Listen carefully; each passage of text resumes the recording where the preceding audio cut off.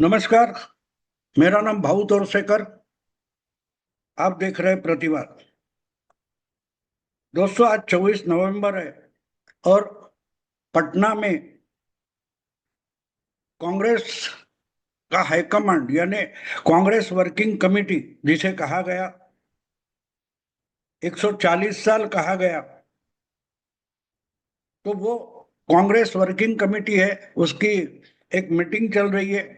और वहां क्या तय होगा पता नहीं, लेकिन जिस प्रदेश में कांग्रेस की कोई ताकत बची नहीं है, नाम लेने जैसा कोई एक प्रदेश का कांग्रेस नेता हम नहीं दिखा सकते, ऐसे जगह अगर कांग्रेस वर्किंग कमेटी की इतनी बड़ी इवेंट कर रही है, तो उसका मतलब साफ है कि बिहार में कांग्रेस फिर से अपने पैर जमाने की कोशिश कर रही है। नई कोई लीडरशिप खड़ी हो जाए, नई संगठना खड़ी हो जाए।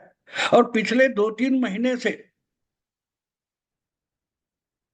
कांग्रेस के जो आज के हाईकमांड है, जो किसी भी पद पर नहीं है लेकिन हाईकमांड है, वो राहुल गांधी बार बार बिहार जा रहे हैं, कोई प्रदर्शन कर रहे हैं, कभी वोट चोरी की यात्रा निकाल रहे हैं, गांव गांव घूम रहे हैं, जो जो कुछ कर रहे हैं, भीड़ जुटा रहे हैं। तो उसका मतलब साफ है कि जो 2-3 महीने में बिहार का विधानसभा चुनाव आने वाला है, उसमें राहुल गांधी कांग्रेस की अलग पहचान बनाना चाहते, दिखाना चाहते। अब एक बात तो है कि वहां नाम लेने जैसे कोई पदाधिकारी नहीं होंगे, लेकिन पदाधिकारी तो है। लेकिन जिसका वोटर के, जनता के मानस पर प्रभाव हो, ऐसा कोई भी नेता राहुल गांधी के या कांग्रेस के पास नहीं है। और इसलिए राहुल गांधी को बार बार वहां जाना पड़ रहा है। अर्थात ये कोई शर्म की बात है, ऐसा बिल्कुल नहीं है। 2017 में जब उत्तर प्रदेश का चुनाव था, तो जितनी मीटिंगें प्रधानमंत्री नरेंद्र मोदी ने की थी, उतनी तो योगी ने नहीं की थी। ना योगी का चेहरा था कि भाई ये उत्तर प्रदेश के अगले मुख्यमंत्री हो गए। लेकिन चुनाव जीतने के बाद, अच्छा जीतने के बाद, ये नेता योगी आदित्यनाथ को आगे किया गया, उनको मुख्यमंत्री बनाया गया। वो बात अलग होती है। तो जब पार्टी का कोई पूरे राज्य में, प्रदेश में पहचान वाला चेहरा नहीं होता, तो राष्ट्रीय नेतृत्व को वहां आना पड़ता है, और राहुल गांधी वही कर रहे हैं। तो उसके का लिए उनको ब्लेम करना सही नहीं होगा। लेकिन एक बात है कि आ गए या पानी पूरी खाया, चाट खाया और निकल गए, इस ढंग से पार्टी नहीं बनती। तो इसलिए जो कुछ कर रहे हैं वो ठीक है, उनके पार्टी के लिए अगर अच्छा है तो करने दो। लेकिन हर कोई पार्टी, अंग्रेजी में एक क्या बोलते हैं, कहावत जैसा है, शब्दावली है, there is nothing like a free lunch. यानी कहीं भी जाओ, मुफ्त का खाना नहीं होता। यानी जो कोई दिखा रहा है आपको कि हम मुफ्त का खाना या लंगर लगा बैठे, आप आओ और खा जाओ, तो ऐसा नहीं होता। और पॉलिटिक्स में तो बिल्कुल नहीं होता। उसके पीछे कोई उद्देश्य होता है, कोई लक्ष्य होता है, कुछ साधना होता है कि भाई ये करेंगे तो वो मिलेगा। अब केजरीवाल फ्री इलेक्ट्रिसिटी दे रहे थे या फ्री पानी दे रहे थे तो वोट मांग रहे थे ना। अब कितने मिले वगैरह छोड़ दो, लेकिन वो फ्री था, वो बताने के लिए फ्री था, लेकिन बदले में वोटर का वोट चाहिए था। तो इसलिए अगर दो पार्टियां गठबंधन बनाती है तो उसमें भी लेन देन होती है।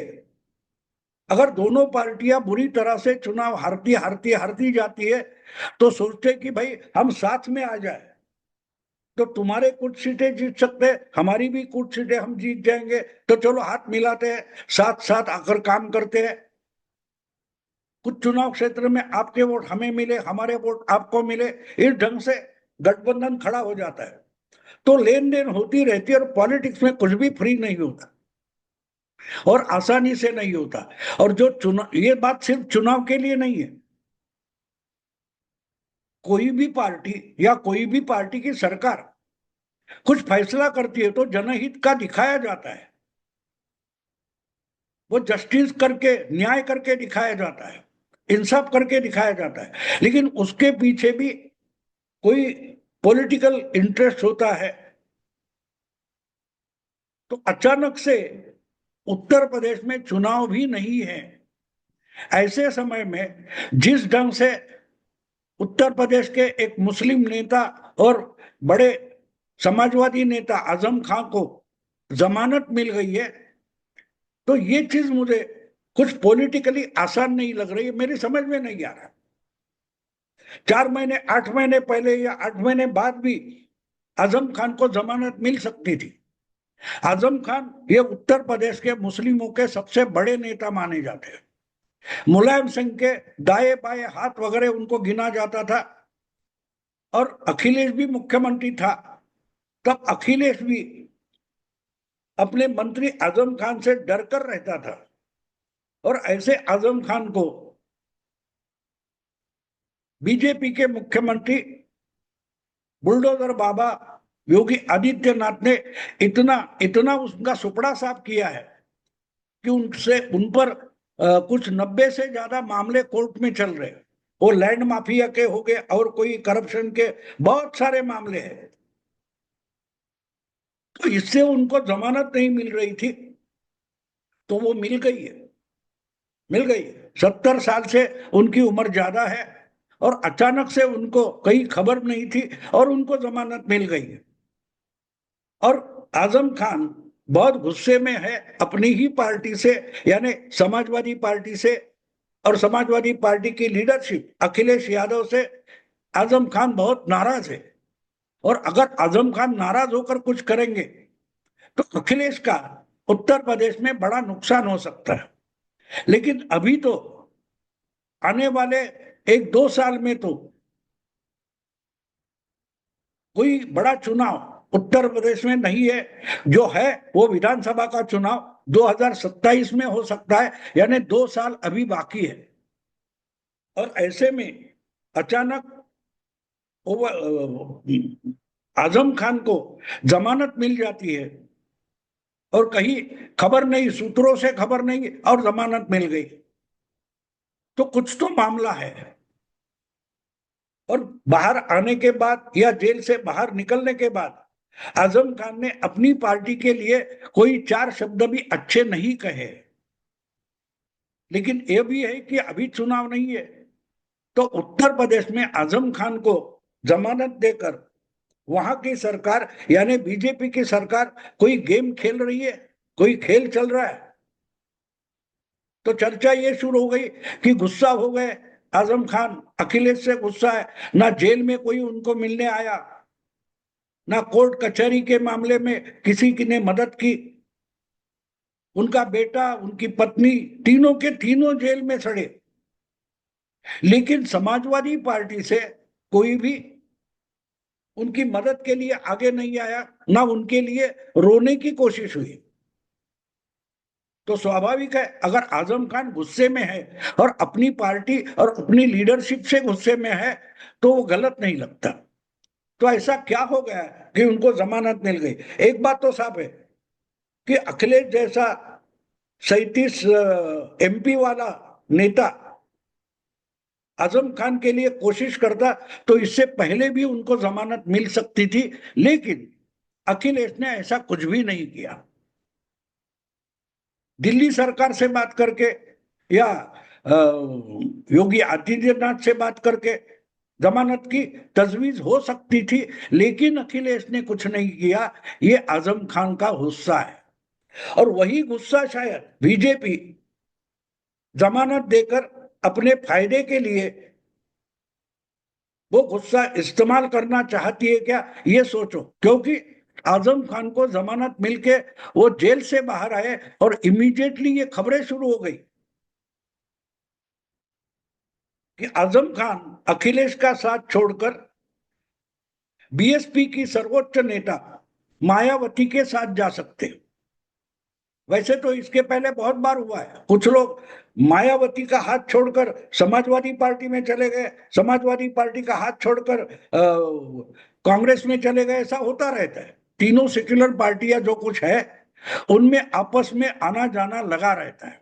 तो इसलिए हम अगर लॉजिकली देखें, तर्कशास्त्रों से देखें, तो ये सही लगता है कि अगर गुस्सा हो गए तो बसपा के साथ जा सकते हैं आजम खान। और आपको याद होगा 2019 के चुनाव में जब अखिलेश और मायावती ने हाथ मिलाया था, तो मायावती के 10 एमपी चुनकर आए थे, उसमें से कुछ 5 या 6 तो मुस्लिम थे। तो इसलिए मुझे लगता है कि ये खबरें आ रही है उसका कोई बेसिस नहीं है, क्योंकि मुझे गारंटी है, मुझे विश्वास है कि जो जमानत मिली है उसके बीच में कुछ बातें पर्दे के पीछे तय हुई है कि आजम खान बाहर आकर क्या करेंगे। आजम खान बाहर आएगा, जमानत मिलेगी तो करेंगे, तो क्या करेंगे? अखिलेश की ताकत बढ़ाने के लिए योगी आदित्यनाथ की सरकार जमानत नहीं दे सकते। एक बात है, जमानत तो कोर्ट देता है, जमानत सरकार नहीं देती। लेकिन जो मामले चल रहे हैं उसमें सामने वाली पार्टी अगर सरकार है और सरकार थोड़ी ढील देती है और बोल देती है कोर्ट को कोई बात नहीं, आप जमानत दो, हमारे लिए कोई प्रॉब्लम नहीं है, जमानत दे दो, समय पर सुनवाई के लिए उनको आना पड़ेगा, और जमानत मिल जाती है। और अगर सरकार अड़ंगा लगाकर बैठे तो बहुत सारे साल, अभी वो उमर खालिद का मामला चल रहा है, हम देख रहे हैं, जमानत नहीं मिलती। साध्वी प्रज्ञा सिंह, कर्नल पुरोहित, उनको जमानत 8 साल नहीं मिली थी। तो आजम खान को अगर 90 से ज्यादा मामले उन पर चल रहे हैं तो जमानत मिलने का कोई और मतलब है, पर्दे के पीछे कुछ सौदेबाजी हो सकती है, और हुई है तो क्या है ये ढूंढना जरूरी है। लेकिन अभी अगर 2 साल के लिए कम से कम उत्तर प्रदेश में चुनाव ही नहीं है, तो आजम खान सरकार यानी बीजेपी का फायदा करने वाले ऐसे क्या खेल कर सकते हैं, इस पर सोचो। तो लगता है कि कुछ फायदा तो नहीं दिखाई दे रहा है। अगर बीजेपी को कुछ फायदा नहीं है तो आजम खान को जमानत देने में बीजेपी सरकार, योगी सरकार का हाथ हो ही नहीं सकता, ऐसा हम सोचते हैं। लेकिन पर्दे के पीछे बैठे लोग अलग अलग प्यादे मोहरे लेकर खेल करते।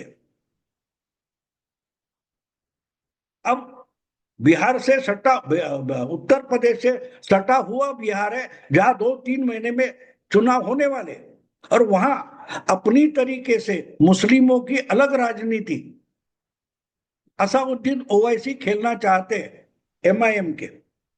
और वो बार बार एक बात कहते हैं कि मुस्लिमों की अपनी पार्टी नहीं है, हम किसी ना किसी सेक्युलर पार्टी में रहते हैं और सेक्युलर पार्टी हमारा सिर्फ इस्तेमाल करती है। मुस्लिमों का कोई भी हित ना कांग्रेस करती है, ना ममता करती है, ना अखिलेश करता है, ना लालू प्रसाद करते, बस वोट के लिए मुस्लिम चाहिए।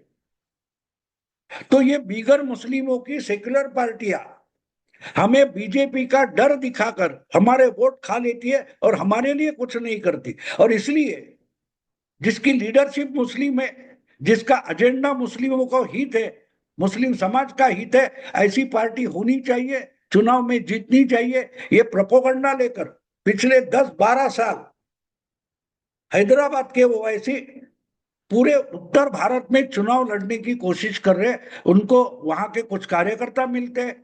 पिछले बिहार के चुनाव में उन्होंने सीमांचल में, बंगाल से सटे हुए इलाके में उन्होंने 5 एमएलए जीत कर लाए थे, जो आगे चलकर लालू प्रसाद की पार्टी में चले गए।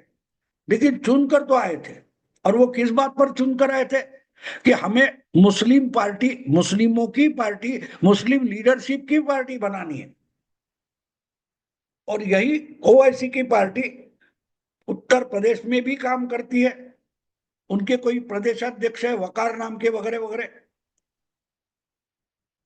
तो उन्होंने ये बात कही है, वकार ने, कि आजम खान एमआईएम में भी आ सकते हैं। और ये बात छोटी नहीं है, क्योंकि अखिलेश की पूरी राजनीति एमवाई समीकरण पर चलती है, यानी यादव और मुस्लिम। और यादवों की संख्या हम देखें तो मुस्लिम और यादव उत्तर प्रदेश में मानो समसमान पॉपुलेशन है। सॉरी। और इसलिए अगर एमआईएम के साथ मुस्लिम नेता इस तौर पर आजम खान चले जाते हैं तो उत्तर प्रदेश के मुस्लिम बहुल चुनाव क्षेत्रों में तो फर्क पड़ेगा, लेकिन वही आजम खान अगर अपनी ताकत लगाकर ओवैसी के साथ चलते हैं तो ओवैसी उसका फायदा बिहार में उठा सकते हैं। और बिहार में अगर ओवैसी की ताकत बढ़ती है तो अपने आप तेजस्वी यादव, लालू प्रसाद यादव, आरजेडी, इनकी जो एमवाई नीति है वो ढीली पड़ सकती है। तो आजम खान का ओवैसी से हाथ मिलाना कांग्रेस और लालू दोनों के लिए बिहार में महंगा साबित हो सकता है। ये दिमाग में रखकर और आजम खान ओवैसी के साथ ही जाएंगे, ये शर्त रखते हुए उनको जमानत मिली हुई बात हो सकती है। मुझे लगता है कि शायद उनसे सौदा अगर हो गया होगा तो इस पर होगा कि तुम तो बीजेपी में नहीं आओगे, ना हम आपको लेंगे, और उसका कोई फायदा भी नहीं है। लेकिन अगर मुस्लिमों की राजनीति के लिए रामपुर के नवाब माने जाने वाले बड़े मुस्लिम नेता आजम खान अगर वो ओवैसी के साथ जाते हैं तो उसका बिहार के मुस्लिम मतदाताओं पर बड़ा प्रभाव हो सकता है। 2-4% भी 2-4% भी अगर लालू और तेजस्वी के पलड़े से निकल गए तो बड़ा नुकसान चुनाव में हो सकता है। और अगर कांग्रेस भी बिहार में मुस्लिमों के वोट पर अपना झंडा गाड़ना चाहती है तो अगर तेजस्वी का नुकसान मुस्लिम करेंगे तो कांग्रेस का भी करेंगे और बीजेपी का तो बिल्कुल नुकसान नहीं होगा। यानी आजम खान को जमानत मिलने के लिए अगर ये शर्त हो सकती है और होगी तो उसका प्रभाव बिहार के विधानसभा चुनाव पर हो सकता है। अब आजम खान क्यों जाएंगे, कैसे जाएंगे, अखिलेश से उनका क्या झगड़ा है, उस पर कोई दूसरे वीडियो में बात करेंगे। लेकिन आजम खान को इतनी आसानी से जमानत मिली ऐसे मुझे बिल्कुल नहीं लगता, क्योंकि मुझे जो टाइमिंग है जमानत मिलने का 23 महीने के बाद, पूरे 23 महीने यानी 2 साल के बाद आजम खान को जमानत मिली है। और उनका जो रुतबा था, दादागिरी थी, दबदबा था, वो योगी सरकार ने पूरा मिट्टी में मिला दिया। उनकी प्रॉपर्टी, उनकी संपत्ति, उनकी प्रतिष्ठा पूरी में मिट्टी में मिला दिए। उससे उनको उभर कर खड़ा रहना है, ना कि अखिलेश यादव की पार्टी को खड़ा करना है या समाजवादी पार्टी को बड़ा करना है। पहले आजम खान का लक्ष्य जो है, प्राथमिकता है, वो अपने पैरों पर खड़ा रहना, और इसके लिए ओवैसी के साथ जाना ये सर उन्होंने शायद मान ली भी होगी। देखते आगे क्या होता है। मैं रुकता हूं। अगर वीडियो पसंद आए तो लाइक कीजिए, शेयर कीजिए और प्रतिवाद को सब्सक्राइब कीजिए। नमस्कार।